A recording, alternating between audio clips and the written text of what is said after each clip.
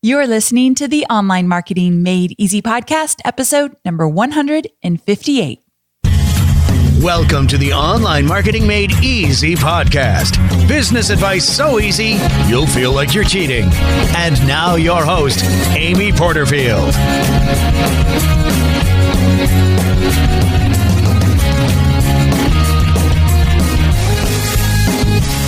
Welcome back to another episode of the Online Marketing Made Easy podcast. I'm your host, Amy Porterfield, and today we are talking about saving sales and rescuing refunds. Now, before we get into the strategies, insights, and tips that I prepared for you today to help you keep more profit in your business, I want to tell you a quick story. Now, sometimes in your business, you got to get scrappy. And I mean, roll up your sleeves, get your hands in the dirt kind of scrappy. Because when push comes to shove, sometimes you need to leave your ego at the door and do whatever it takes. Now, for those of you who have just started your online business, maybe you've been at it for a year or two, you're laughing at me right now thinking, Amy, my middle name is Scrappy. That's all I do every single day. I get in the trenches and I do whatever it takes. And believe me, I remember those days, so I totally get it. And for those of you who have been at it for a while, I'm sure you too can remember those early years when you just had to get scrappy. And I bet even if you've been in business for 4, 5, 6 years like me, you also have those moments where you still got to do whatever it takes. Something happens, it's not going as planned, and you just got to roll up your sleeves and get scrappy. And that's exactly what my good friend Jasmine Starr recently did. So in this episode, I'm not actually interviewing Jasmine. I just want to tell you a quick story about her. And if you don't know Jasmine, she actually was on my show a little while back when we talked about attracting and repelling your ideal customer avatar using social media. One of my favorite episodes ever. I'm going to link to it in the show notes if you missed it. But the reason I wanted to bring up Jasmine is because since that episode, we have become really good friends. The kind of friends who talk every single week. Actually, we don't talk, we voice text. I know, kind of weird, but that's our thing. We literally have hour-long conversations back and forth, but we're voice texting the whole time. And the thing about Jasmine is that she is a very fast talker. I mean, the fastest talker I've ever met. And she's animated and kind of dramatic in a really fun way. And so every time she leaves me a voice text, it's like, I'm so excited to listen to it. And I was in the kitchen a few weeks back and she left me a voice text. I don't even remember what it was about. It was either about her amazing eyelashes, her recent launch, her dog Polo. I don't remember, but we talk about it all. And so I pressed play and I was listening to her talk a mile a minute, totally animated. And my husband Hobie walks in the kitchen and he hadn't met Jasmine yet. And he said, who is that crazy person talking? And of course, I just had to laugh. And I told Jasmine he said this, and she said, don't let him listen to my voice text. I'm sure he thinks I'm crazy when he hears those. But they're really fun to listen to. And recently she did a launch for her program, Path to Profitability. And I was excited for her to go into this launch because she had worked really hard on the content and on the actual launch assets. She created a 3-part video series, put tons of time, energy, and money into this launch. She was really going full out, which I love. And I knew that the content was exceptional. So I told her, this is going to be your best launch ever. I got to watch the launch videos ahead of time. I loved every second of them. I just was really excited for her. And so the 3-part video series came out and then the cart opened and I called her the next day and I said, how's it going? And she voice texted back and said, not so well. And I could hear it in her voice. She said, Amy, it feels like my launch opened up to crickets, like no one's listening. We've had some sales, but nothing like what I thought was going to happen. And so the next day I checked in. She said, still not going so well. So I thought, well, I'm going to let her come to me. I don't want to keep texting her saying, how's it going? How's it going? So I hadn't heard from her for a few days and I got really worried. And so finally I called her up and I said, give me an update. And she said, well, things have turned around. Thank God. And I was like, oh my gosh, I thought this was all going downhill. And I said, well, what did you do?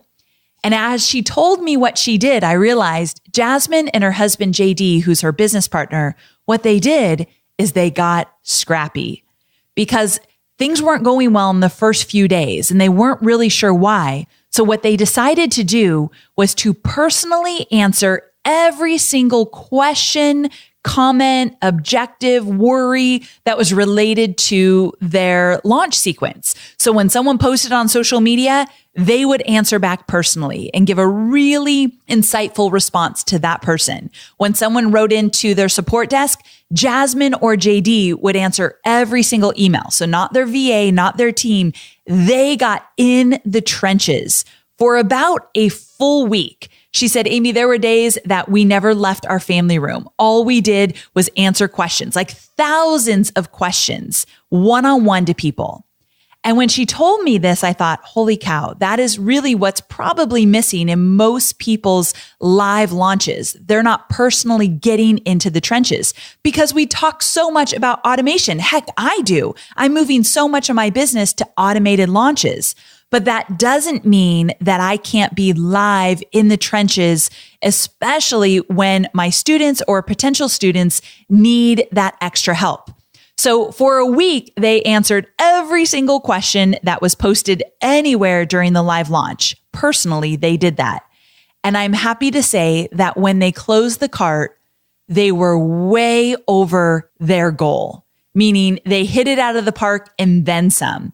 And things didn't look like that in those early few days of the launch.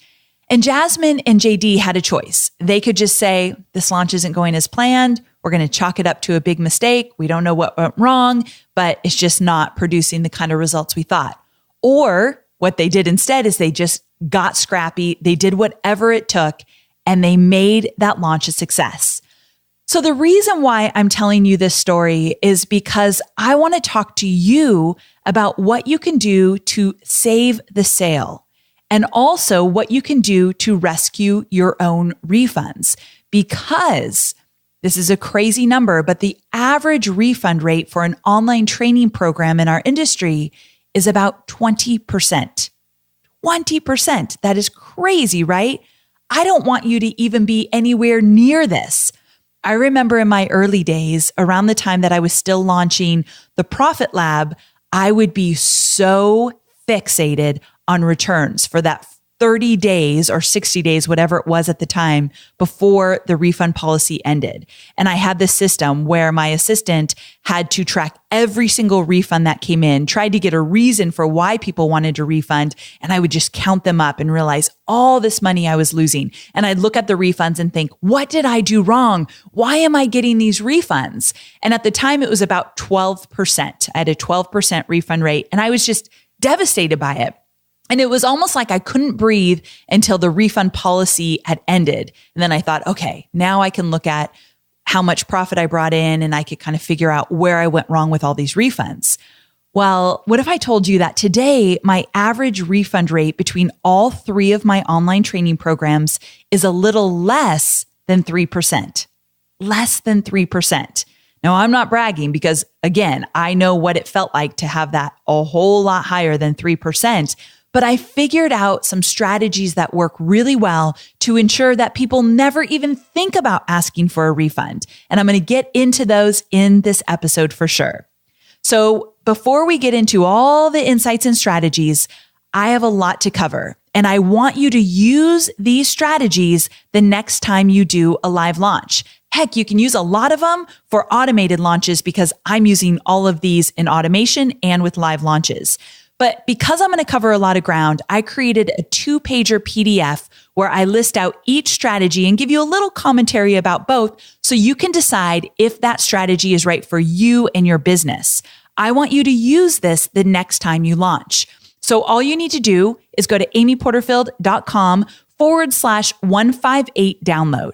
amyporterfield.com/158 download. You can download it, save it to your computer, and then next time you launch, get this out, look over each strategy and decide if you're going to implement it for your next launch. Also, if you like to text, you can text the phrase 158 download to the number 33444. So text the phrase 158 download to the number 33444, and it is all yours. Okay, so let's dive in first with saving the sale. So first, I want to talk about why people don't buy during your promotion. And actually, I want to get a little bit more specific and ask the question, why do people stay on the fence? Because it's common for someone who is actually interested in your program or service to stay on the fence during the promo and even when you are closing the cart. So when it's time to close the cart, if questions go unanswered or your potential customer doesn't feel like they're sure if they're the right fit or not, they're just going to stay on the fence, which means they never buy. Potential buyers are always looking for reasons why they are not the right fit, especially because there's a little skepticism when it comes to buying an online training program. There's some slimy people in our industry who might give this a bad name, give the online training course industry a bad name. And so some people are a little weary. Am I really going to get what you're promising? Are you really going to deliver on these results? So they're looking for reasons why they should not buy, which means throughout your promo, you want to stay focused on the top objections. I always say, look for those top 3 objections and then talk about them in any which way you need to talk about them. Talk about them in your Facebook Live videos. Talk about them on social media. Talk about them in your webinars or on your 3-part video series. Relate back to them when you are responding to a support email. Just make sure that your potential customers know that you understand what the objections are and you are addressing them with stories, examples, experiences, insights, strategies, whatever it might take. It's your job to help them decide if they're going to jump in or jump out. And we all know that your program is not right for everybody. So I want to make sure that you do a good job of explaining who your program is right for and who it is not right for. That way you can attract your perfect ideal customer avatar to your program. Speaking of Jasmine, just one more thing that just came to mind is that when I finally talked to her when it was all over, one thing she said that I absolutely loved hearing is she said, I have the most amazing, engaged group of students in this program. And I could tell that she was overly excited, like this was the best group that she had ever attracted to one of her online training programs. And that's going to happen when you get in the trenches, when you get scrappy like her and JD actually got during that launch. You find your perfect ideal customers and you love them beyond anything you ever imagined. And we all know as educators, when we love our students, it just makes our life, our business so much more fun to be in every single day. Okay, so I'm going to give you 5 strategies to save a sale. Meaning that when your cart is open, when the promotion is happening, these are things you can do to make sure that nobody is left on the fence when you close down your promotion. And the overall theme is less automation, more one-on-one. You want to show them that you care and that they are heard. And believe me, coming from a girl that's moving more to automation with her launches, I know it's not always easy, but I have done every single one of these strategies that I'm going to share with you. And you don't need to do them all at once. I didn't necessarily do all of these every single time I launched, but I chose the ones that made the most sense to where my business was at the time. So number 1, I think everybody should have a live chat on their sales page. I use a tool called Snap Engage, and Snap Engage allows a live chat feature on my sales page. You guys have seen this on so many sales pages, I'm sure, where it says, hey, do you want to talk to somebody right now? Click here. And what happens is my team will get a notification that pops up on their computer that somebody wants to talk. And during my live launches, many times I've been on that live chat. I told the team, okay, log me in, help me get access to these people. And if we had a lot of questions, usually right before the cart closes, my team's answering questions and I'm answering questions. Now, in this case, this is where Jasmine and JD answered all the questions. They wanted their potential students to know, hey, I'm in this with you. I'm here. So the more you can do of this, the better.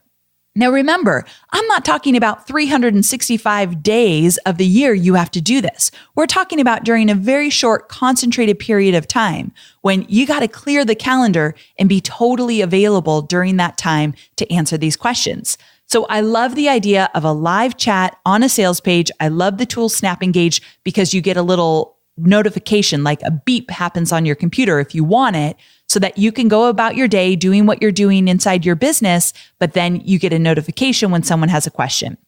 Number 2, answer every single support email personally if you can, but of course, get your team involved as well. What I usually do is I will have my team elevate questions to me that they feel like, Amy, if this answer came from you, that would make a really big difference. So on my team, we talk about, okay, what kind of questions would you elevate to me? So I know during that period, I'm going to get into, we use Rhino. So I'm going to get into Rhino support, and I'm going to answer specific questions that my team have pulled out for me to answer.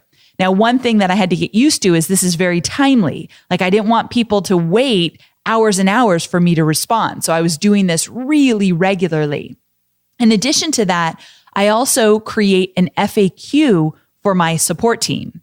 Nowadays, my project manager, Chloe, does this. Back in the day, I used to do it where I would think of every single possible question that would come up about my program during the launch. And I would list the question and I would answer it. And so my team could see exactly how I would answer these questions, and they could copy and paste and then kind of tweak it a little bit to make sure it's personal to that person. But if you go into a launch without an FAQ Google Doc for your team, you're really leaving a lot of sales on the fence for sure, because you want to empower every single person on your team to answer the questions. And then of course, they're looking for those questions they can elevate to you that just makes that person feel extra special that they're hearing from the course creator.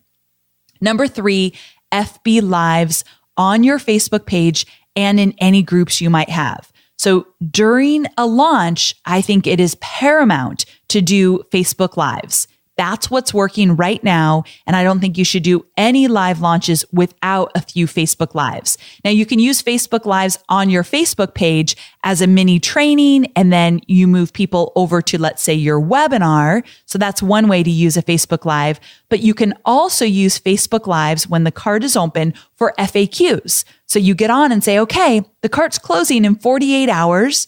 I don't want you to miss out. I want you to tell me every single reason why you're hesitant to join, and then I'll do my best to tell you if that's a valid reason or if there's another way to look at it. So you want to let them know that you're not there to just talk them into buying your program. You're there to really figure out if they are a right fit. I always love to talk about my FAQs in that way. I want to help you decide if you are right for the program. So I'm going to be here for the next hour.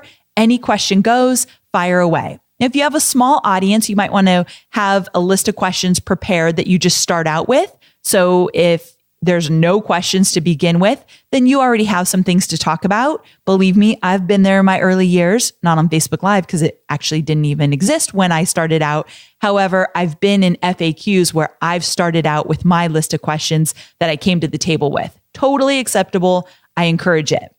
Now, another thing is, what's really popular right now, and what I've been talking about a lot, is to create these mini Facebook pop-up groups that you have going during a live launch. And you want to definitely do Facebook Lives there regularly. It's important that they see your face, they hear from you, they get their questions answered by you. So if you have a Facebook group attached to your launch, you should be doing Facebook Lives a few times a week during the launch. And then a lot of you have Facebook group communities that you've created around a general topic. Those groups are great to use during a launch to do your Facebook Lives as well. So any kind of group, as long as you're not overly salesy or overly aggressive inside the groups, but instead you're there as a support to make sure they know that what your program's all about, the results that you're promising, and who's right for the program, and you're there to answer questions. So I think that is a must.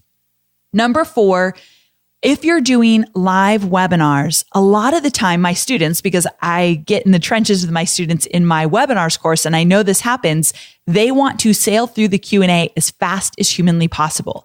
It makes them nervous. They're concerned no one's going to ask questions, or they're concerned they won't be able to answer the questions. They don't necessarily love dealing with the technology of Q&A when they're really new at webinars. And what I tell them is, you are missing out on a huge opportunity to connect with people that are on the fence. So I believe the biggest fence sitters are those during a webinar that are still there during your Q&A, and they may or may not be asking questions, but they're listening intently. Hopefully they're asking questions.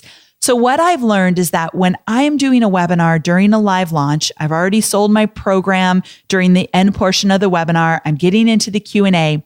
There have been times that I've stayed a full hour during the Q&A just to answer every single question that comes through. And when I'm answering these questions, I'm always relating it back to the program, who the program is right for, who it's not right for. I tell stories during Q&A if one of the questions spurs on a story that might be relatable to those who are listening. I just stay as long as it's needed. And there's been times that I haven't, and I have definitely seen a correlation between me staying during the Q&A to the very last question and me jumping off early. We see a significant difference in sales. Now, I know that some of you doing webinars don't have a big audience on that webinar, so you don't have an hour worth of Q&A. So that's okay. But if people are asking questions, you stay and answer those questions. Because imagine if you're thinking about buying a program and you have a question and you're on a live webinar with somebody and you ask that question and they don't answer it. It kind of makes you think like, well, if I'm not going to get my question answered here, I'm sure as heck not going to get it answered inside the program. So maybe I'm not a right fit for this. Remember, people are always looking for reasons why they shouldn't join. So if you can answer those questions, by all means, do so. Number 5 is something I don't do anymore because my audience has gotten too big for this, which is, I know, a quality problem, but I did it even when my audience was still pretty big. And that is that we created a 1-800 number and we allowed people to call into us. Now, let me talk about this strategy. It worked like gangbusters, so I highly recommend it. So here's what we would do. This was one of the ideas that my business partner, Devin Duncan, came up with right when we first started working together. And I was a little skeptical at first, but then I tried it and I thought, okay, that works really well. So what we did is we would use Google Voice and we got a phone number. And at the end of the webinar, after I went through everything, I talked about all the free content and then I sold the program, I answered some questions.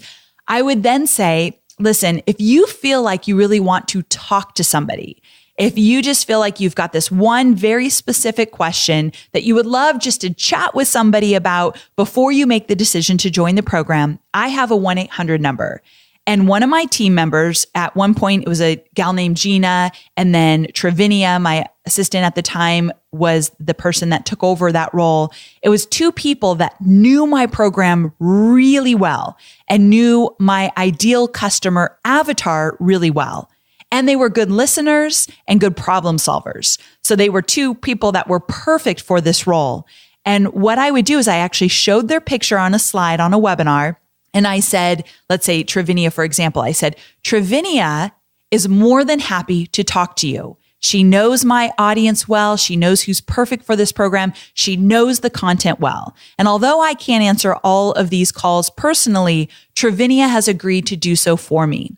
And so what you need to do is call this 1-800 number and you're going to leave a message and she will call you back within 24 hours. So be patient. She will get back with you. But give her a call and she'd be happy to talk with you just to make sure that you feel totally comfortable before you join the program. Now, remember, this isn't something I offered right away. It was after I'd answered a few questions. And if you're still on the fence and if you really just want to talk to somebody, Travinia is happy to do so. So they saw her picture, they heard me talk about her, and then one more thing happened. I would record the greeting on that 1-800 number before they left a message. And I just had this great idea. I'm going to add the script that I wrote for this 1-800 call to the freebie for this week. So if you go to amyporterfield.com/158 download, amyporterfield.com/158 download, in that 2-pager where I give you the notes from this episode, I'm going to include on the 3rd page the script I used for this 1-800 number, because we worked a long time on this script to make sure that it covered all the bases. So if you want to see exactly what I said in the script, believe me, you're going to find that valuable if you ever want to do this 1-800 number strategy, so you can get it there. But I won't give it all away here for the sake of time. But basically, it was very strategic in the sense that I reviewed the refund policy. I answered some of the most frequently asked questions, and I just made sure that they heard from me and they connected with me through this greeting before they left a message. And a lot of times, once they heard the greeting from me, they didn't need to ask any more questions. They felt supported and they didn't leave a message. However, if they still wanted to leave a message, I told them exactly how to do so. But I thought it was really cool that they heard from me first and I answered some of frequently asked questions. So Travinia wouldn't get every single question. I actually could answer them before they even had to leave her a message. See how that works? So again, grab the freebie and you can read my entire script and you can use it for your own. Just put in your information and it's all yours. Now, what I'll tell you, because obviously I'm talking about this strategy, is that Travinia and Gina converted so many people. I think they just needed to feel heard and actually connect with someone to build that little last link of trust that they needed. And again, when you are saving a sale, when you are getting people off the fence, there's so many things you can do. But the theme I wanted to focus on for these 5 strategies is less automation, more one-on-one during your live launches. So I put all 5 of these strategies with a little more commentary to each of them in the freebie for this week so that you can review them one more time before you're ready to take action with your next launch. Now, I will say that there's a few ways to go the extra mile. So when we're talking about saving a sale, things you can do beyond what I've suggested to make sure that people feel that they're going to get your attention when they buy is things like adding Vox voice texting for all your students.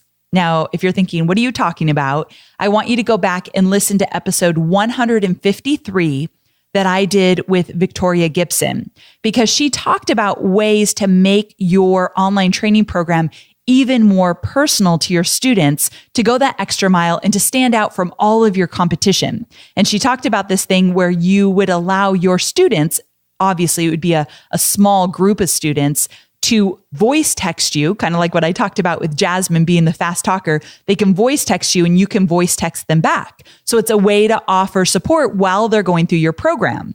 Another thing you can do is offer live Skype calls. So I've talked about this before, but when my audience was smaller, when I had 30 people in my program, I would do a live Skype call with them individually in the beginning to get them going. And then at the end to give them, your marching orders now that the program is over.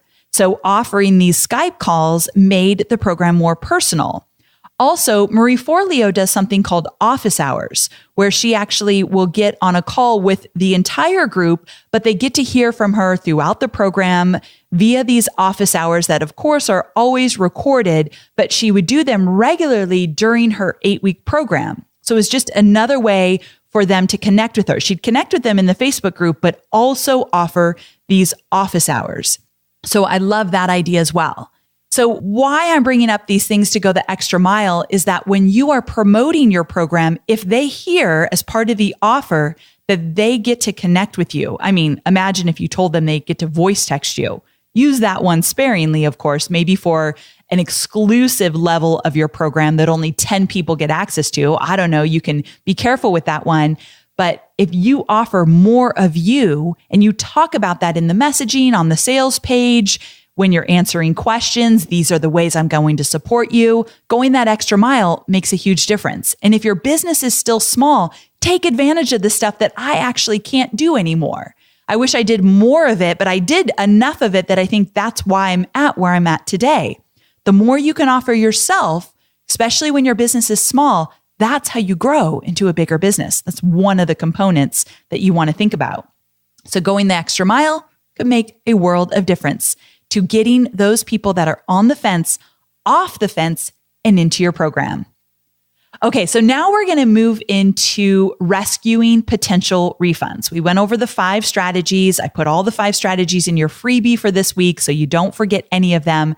But now we're going to get into 7 strategies. I've got 2 extras, 7 strategies to rescue a potential refund. But before we get there, let's talk about refunds. What does it mean to rescue a refund? Well, in my world, and what I've noticed over and over again with my students is that buyer's remorse is real, especially in the online course world, because once you buy a day or two later, that buy high, we call it, you're high on the excitement of buying this new program, it can wear off really quickly. And it can really wear off when someone has a spouse that said, are you crazy? You just spent $1,000 on a program from somebody you don't even know and you get it all digitally? Really? That's crazy. So if you have someone telling you that your decision was crazy, well, that really is going to give you buyer's remorse. And then also, you were excited in the moment, but now all those launch videos and the Facebook lives and the social media buzz, it's all gone away. The launch is over and you're feeling like, did I make the right decision? And usually people will start to doubt themselves and decide after they buy that, wait a second, maybe I'm not a good fit. Or this one's really popular. I don't think I'm ready. We get those, like someone buys and then 2 days later, they're like, you know what? I jumped the gun. I don't think I'm ready for this. Because when somebody wants to change something in their lives, likely where they're starting out with is really low confidence in their ability to do so, or all the past stories of all the times they've messed up before. I recently interviewed Russell Brunson and I talked about this book he has called Expert Secrets. I want everybody to get this book. You can get it for free. All you have to do is pay shipping and handling. And the reason why I want you to get this book is because he actually talks about this issue of people wanting to buy, but then they think about all the ways that they failed to get the result they want. And that screws you up when they're ready to buy your product. And he has a solution around it. So amyporterfield.com/secrets. You can get the book for free and just pay $7.95 in shipping and handling. I read the book. I absolutely love it. I highly recommend it. Anyway, that was a total side note, but there's so many great strategies in that book that relate to so much of what I teach in the podcast. So I thought it would be a good complement to what we talk about here. Okay, so getting back to this idea of people having buyer's remorse. And since it's so easy to talk ourselves out of something, even after we bought, I want you to be very aware that that is happening. Now, why do people refund? We just talked about kind of the fact that people have this buyer's remorse, but let's talk about the actual concrete specifics of why people refund. It usually has to do with confusion. So when they get in your program and the navigation is confusing, or if they feel like they're not hearing from you enough, or they're not really sure what to do or when to do it, that confusion really sets in and they think, no, this is not right for me.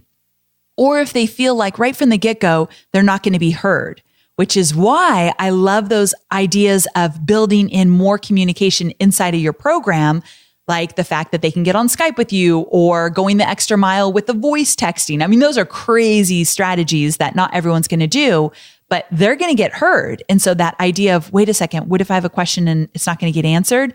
That's not an issue if you go that extra mile. A few other reasons why people refund: they're not getting their questions answered. They feel stuck. They feel lost. They're not making progress fast enough, so their expectations are unrealistic. And if people say it's too expensive, to me, that's actually not an issue, but instead, you are not communicating the value in the way you need to be communicating it. You're not talking about moving them forward and getting results in a way that feels realistic to them. So they just revert back to, actually, this was just too expensive. Because if you think about it, if someone promised us results in an area that we really, really, really need and want to see results in, then price really doesn't become an issue. We figure out how to pay for it. So anytime someone says that any of my stuff is too expensive, I know it has something to do with these other things: confusion, not being heard, not getting their questions answered, feeling stuck or lost, not getting the momentum or progress or results fast enough because their expectations are unrealistic. I always go back to those areas and I think, how can I communicate in a different way so that I take all of those issues away so they're not even thinking about refunding? So that's my goal with this episode and in my own business. I want to set things up so they're not even considering a refund. They would never want their money back because they want to be a part of my community. So let's talk about these 7 strategies to rescue a potential refund. Someone that might think about a refund, these are ways to rescue that refund before it even happens. Number 1, get clear on your refund policy before you launch. And I've made mistakes in this area. So let's talk about this. And the refund policy, I think, is the number one reason why I have less than 3% across all 3 programs.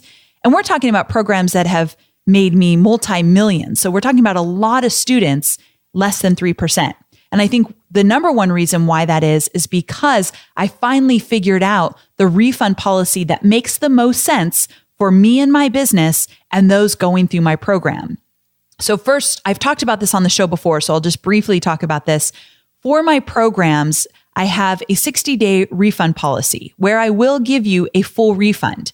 However, you have to show your work. You have to actually do the work. And after you've done the work and you literally have gone through my program and implemented, if you're still not satisfied, then I give a refund. And the reason I started to do this is I thought, wait a second, if someone gets in my program, it's a lot. Like I do a lot of step-by-step, a lot of in the trenches, do the work with them. And if they don't do that, I could never get them results. So if they're asking for a refund before they do the work, it's just not fair because I can't deliver on my promise if you don't get in there and do the work. So once I realized, wait a second, there's a flaw here, I made it really specific. Now, here's where I messed up.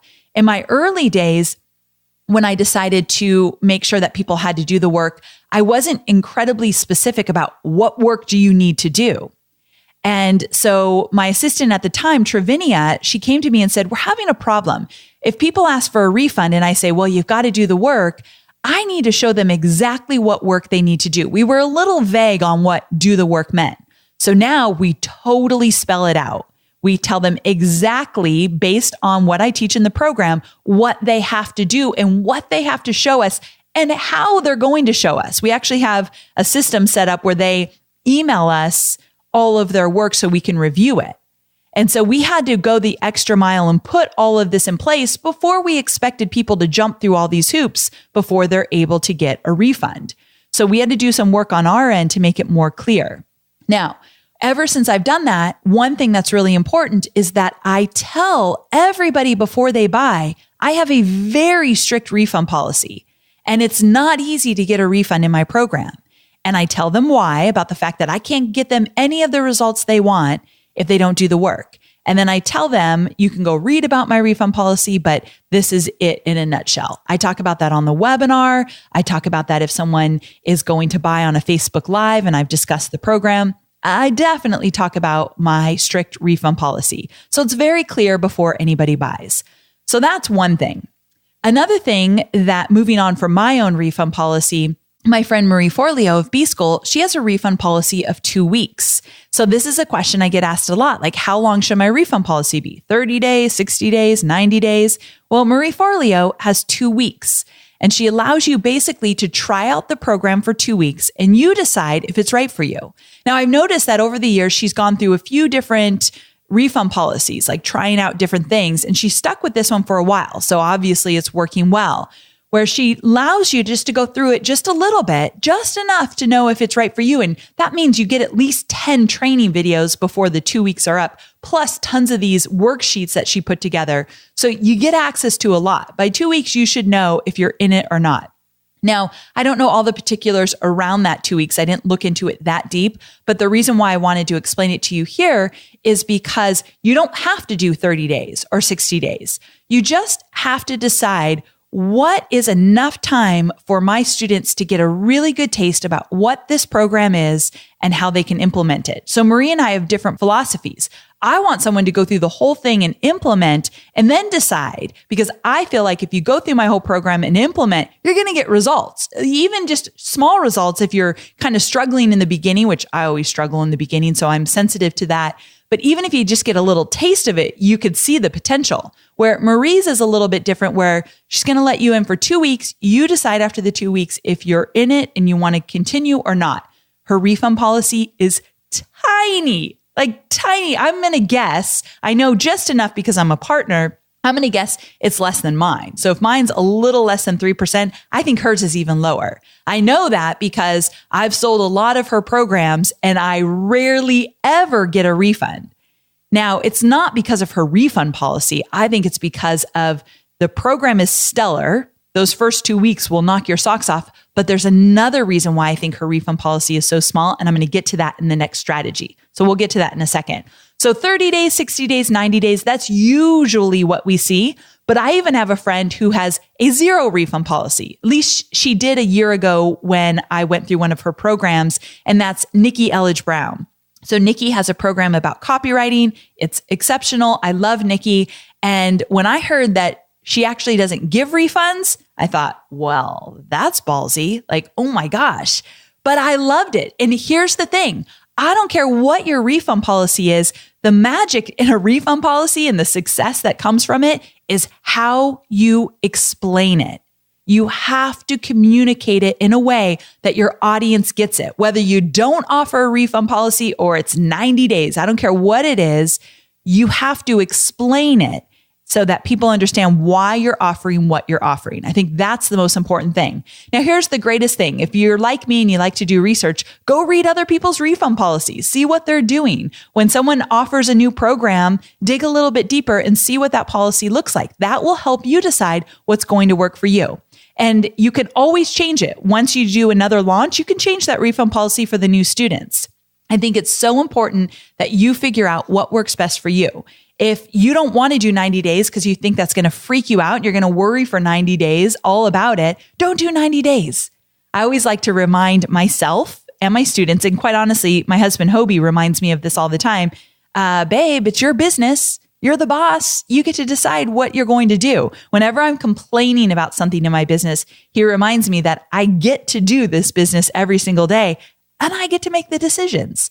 And so just make sure that whatever you decide, you feel good about it. You feel really solid in that refund policy decision.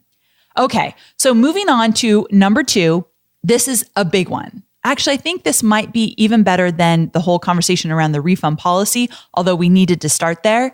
And that is that I think everybody, whether you have a service, a program, a product, whatever it might be, everybody doing business online should have a new member onboarding email sequence. And I've talked about all of this stuff throughout my entire podcast, just not in one place this much. So that's why I wanted to hit home with it.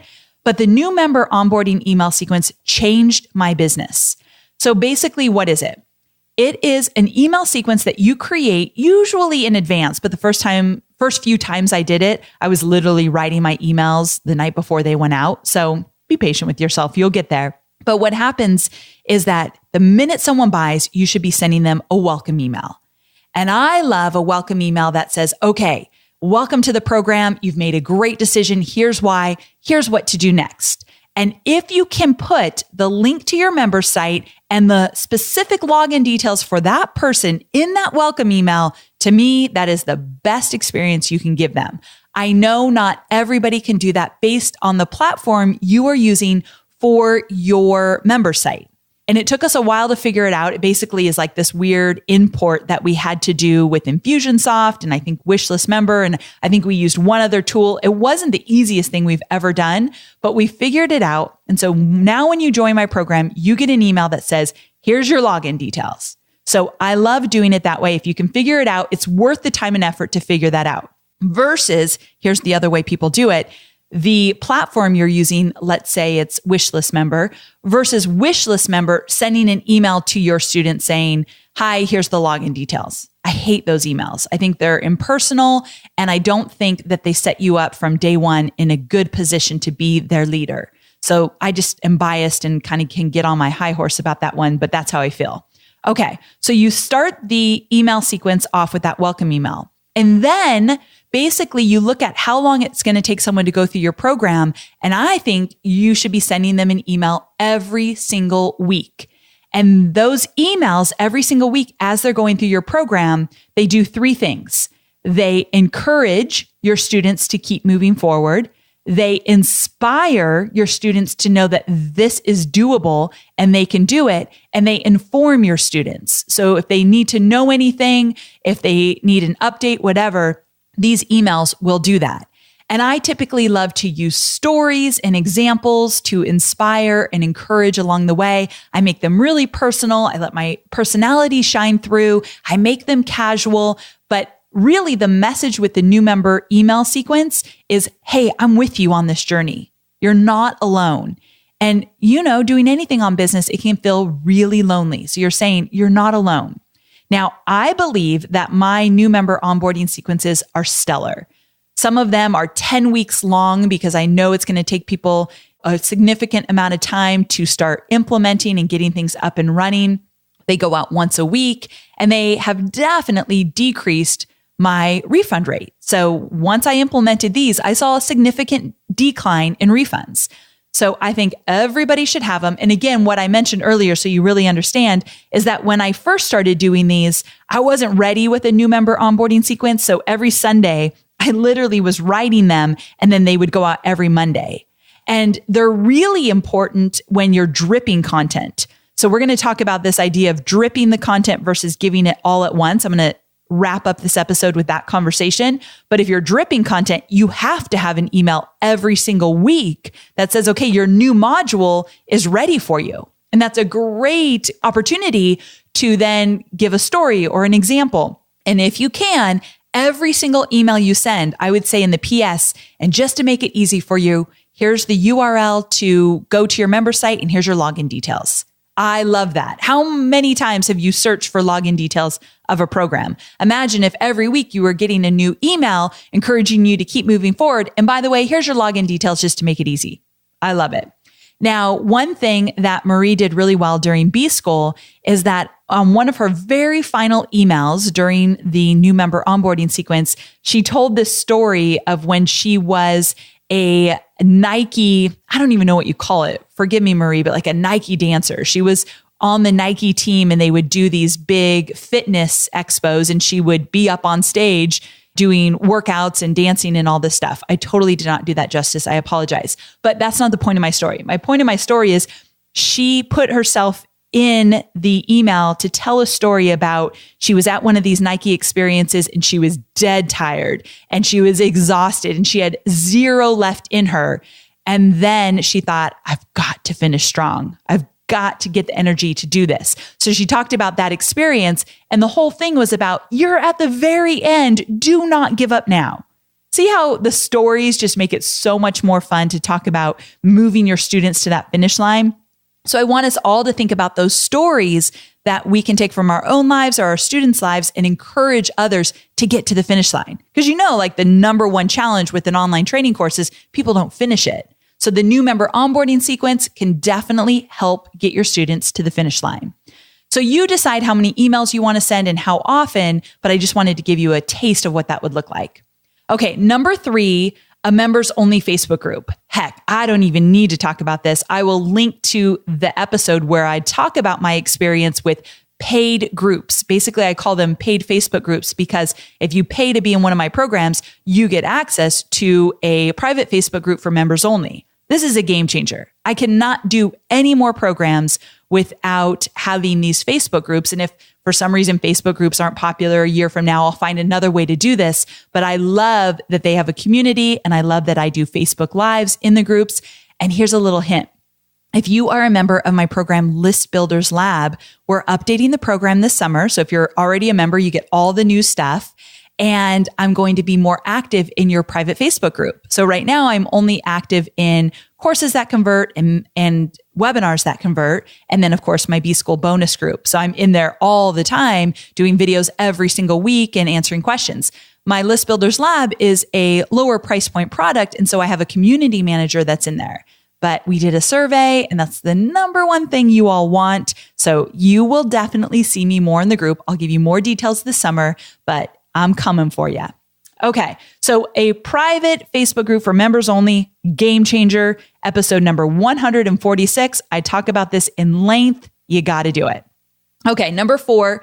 This is one that most people don't talk about because I think that there's a lot of courses on how to create a course, but there's not a lot of courses that get into the content that you should be creating inside your course. And so inside my program, Courses That Convert, I talk a lot about the content creation. And one little tip I give to my students that I'm going to give to all of you is build in action items in your content, your actual course. And they're action items such as, okay, for my Courses That Convert members, on day 1, I say, declare your completion date. When will your course be up and running? Look at the calendar, be realistic, choose the date. Now go into our private Facebook group and post the date. Just publicly tell everybody that's also going through this program when you're going to complete the program. And it's important to get them to commit and take action so that they're really doing something. Inside my webinars that convert program, I have my students choose their game on song. So choose the song that you're just going to play just for yourself in your earbuds to get you in state, ready to crush your webinar. Mine is Don't Stop Believin' by Journey. I think most of you know that, but I never go into a live webinar without hearing that in my earbuds first so that I can get ready for the webinar. And so I have my students make little decisions and big decisions like this, but I have them make decisions to move them forward in my program. Those are two little simple ones, but you can do bigger action items that you want them to do as well. So create action items inside of your content to move your students forward. Number 5, again, remember, all of these are in the PDF freebie today, so you do not need to take notes. And we've added a little extra so that you can decide which one's best for your business. But number 5 is prepare your customer support with the details they need to save the refund. This is very similar to what I talked about in customer support during the launch. You need to make sure that your customer support can answer a bunch of questions about your product when you're launching. But on the flip side of that, now that they've purchased, your customer support is going to be the first people that will get the email. I don't think I'm right for this. I think I bought it a little bit too early. I don't see this and this in the program. I thought she'd teach it differently. I would like a refund. Even when I have a solid refund policy, we still get these emails. We don't honor them because that's not inside of the policy, but we still get these emails. And we're not going to write back, sorry, Charlie, you do not get a refund. You didn't read our policy. We're never, ever going to do that. So I make sure that my team has the information they need to beat out these objections because really they are fears. So when the fears and the lack of confidence and I'm not right for the program, it's too early or any other excuse they could give, it usually comes back to, I'm freaked out that I can't do this. So I make sure that my support team has the responses they need and just the information they need in general to support these people so that even though I'm not going to give them a refund, they're not just going to say, well, I just lost out on $1,000 and they're just abandon the program. I want them back in the program, re-energized, believing in themselves that they can do it and actually get the work done. There's a whole different conversation there, right? So for you, it might be different than in my situation where we're not going to give the refund, but we're encouraging them to get back in the program and giving them the tools and the mindset they need to do so. For you, it might mean that you really just need to save that refund. Does your customer support team have the information, the responses they need, just the tools they need to save a refund? And if they don't, sit down and work on that. Talk to your customer support team. It might be just one person. For me, it's Kate. I would talk to Kate and say, what are you hearing? Why are people asking for a refund? And then I need to sit and craft some responses and teach Kate, okay, this is what you need to tell them when this question or concern comes up. And so I want to do it out of integrity. So I really want to make sure she knows what the real issue is and how to address it. So that's a big one that I think most of us are not taking advantage of. You can save that refund if you give that person the time to be heard and you give them the information they need to jump back in the program and feel supported. Okay, number 6, create a refund survey. I did this. I actually showed the survey inside of my Courses That Convert program. But when somebody asks for a refund and you honor it, you really want to make sure that they know, hey, no hard feelings. I understand if the program's not right for you. I don't want to take your money, but I would love it if you gave me just a few minutes to help me make my program better and help me make sure I'm attracting the right people to the program. So if you'd give me 3 to 5 minutes, I would love to hear your feedback. I would find it incredibly valuable. So if you approach it in that way, likely people are going to fill out a really short survey. Don't ask too many questions. Make sure there's 1 or 2 open-ended questions so you actually hear from them in their own words, but then a few, multiple choice, and you could learn so much. I've actually changed my Profit Lab program years ago based on the responses from my refund survey. So it's incredibly insightful. And then finally, the last one, number 7, to wrap up the rescuing refund strategies This is an easy one to listen to, but I don't think everyone does it. And that is, you have to deliver on your promises. If you are promising specific bonuses, are you delivering them in the time frame that you promised you would deliver them? Are you doing your Q&A calls? I have a friend that recently launched a program and she didn't have that many people join the program. So she was kind of feeling defeated anyway. And then she said she got a refund request and she was just devastated. She's like, oh my gosh, I hardly have anyone in the program. Now someone wants a refund. And so we said, okay, have you delivered on your promises? Have you given all the bonuses? Have you done your weekly Q&As? Well, no, because this or that, or there's not that many people even paying attention. Unacceptable. You've got to deliver on everything you promise and by the time you promised it. Now, let's say you can't. I recently had this situation where one of my B-School bonuses that I promised, it was called the Profit Plan Reality Check. I promised it on a certain date. And not every one of my B-School members got it because it was a 48-hour bonus. You had to purchase by a certain time, and then you would get this one extra bonus. And I promised it at a certain time, but then I realized I wanted to make the bonus better. I had gotten this idea and I thought, I want to really add that. It would completely enhance the bonus, but I need some time to work on it. So basically, we went out to my B-School bonus members and said, look, we need a little bit more time for this bonus. Instead of this date, we're going to deliver it on this date, and we promise it's going to be extra good.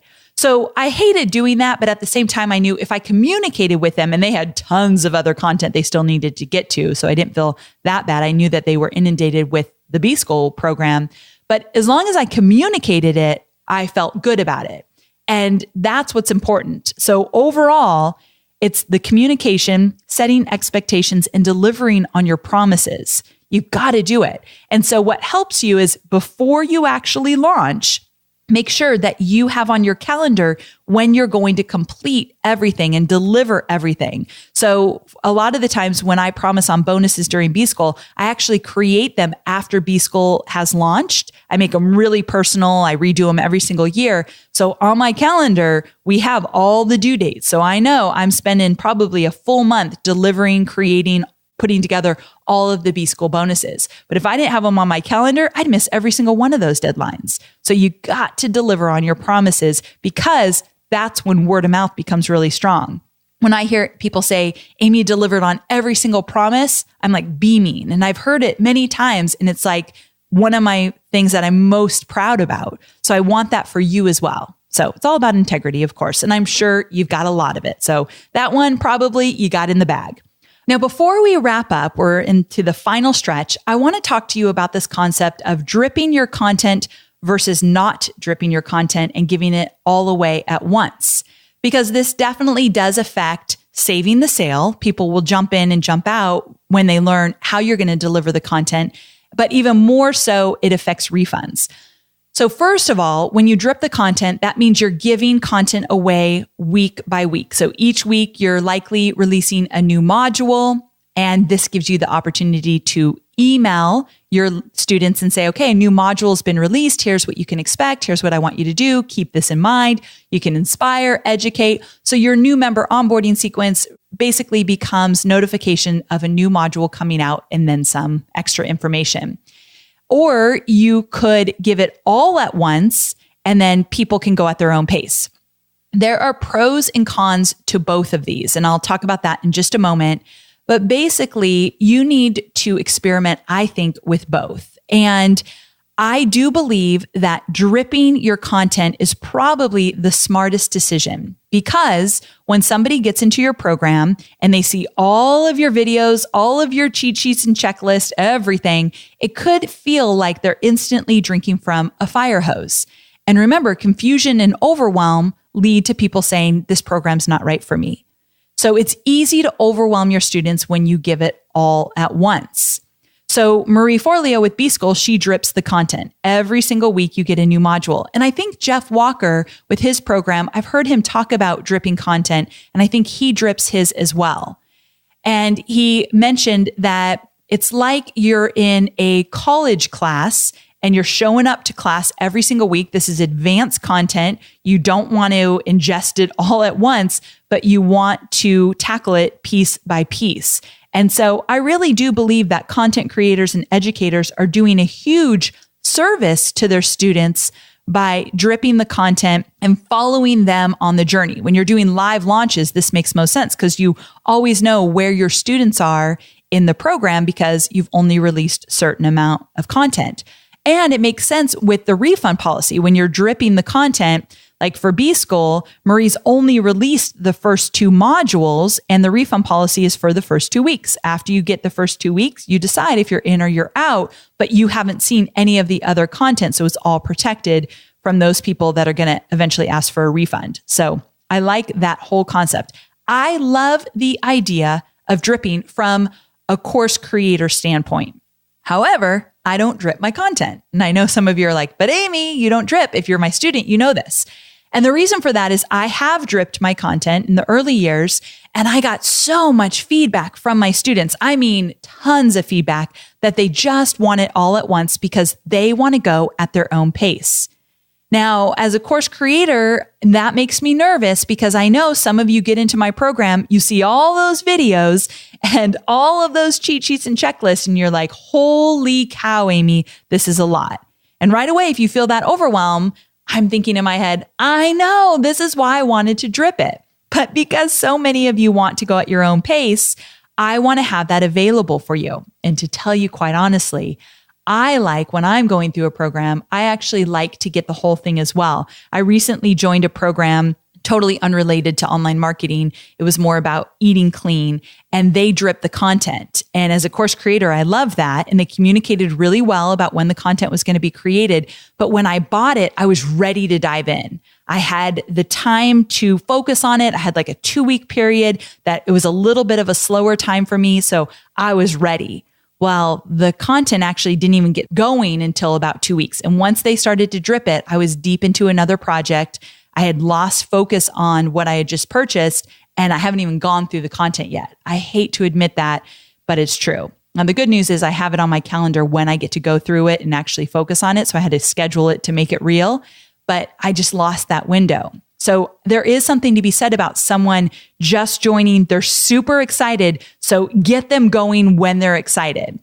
Now, thinking about B-School, I know I use that as an example a lot here because it's just ending at the time of this recording, but Marie does a great job of giving you some bonus content, getting you in the course from day one. And that's important. If you're going to drip, make sure that there's something that they get to go through that's valuable, not your intro videos of who you are and what you're about, not the welcome video, but I mean like bonus content they can sink their teeth into so they feel like they're making progress on day one when they're most excited.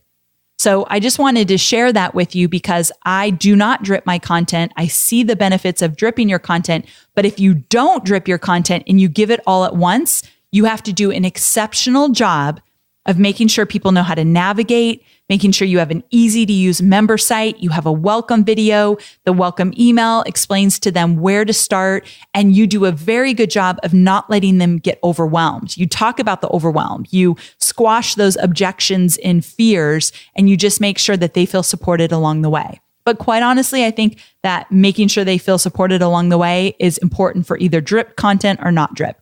So there's pros and cons. I wanted to explain to you why I do what I do, talk to you about why I love the whole idea of drip. I think you should experiment. Do one launch where you drip, do another one where you don't drip, and see which one works best for you and your students. So very important. Okay, so we're going to go ahead and wrap up. This was a long one. I had a lot to cover. And because of that, you are going to love the freebie, amyporterfield.com/158 download. Or you can text the phrase 158 download to the number 33444. Either way, it will take you right to the freebie. Sign up, grab it, save it on your computer. And when you are ready to launch the next time, I want you to choose 2 or 3 of these strategies and implement them inside of your team to save the sale and rescue the refund. I think, my friends, it is time for you to get scrappy in the trenches, do whatever it takes to make sure that you are supported in your business and your students are supported as well. I cannot wait to see you again next week. I've got so much good content coming your way. We've been planning with my entire podcast team. We are so excited for what's to come. So I will see you again next week. Bye for now.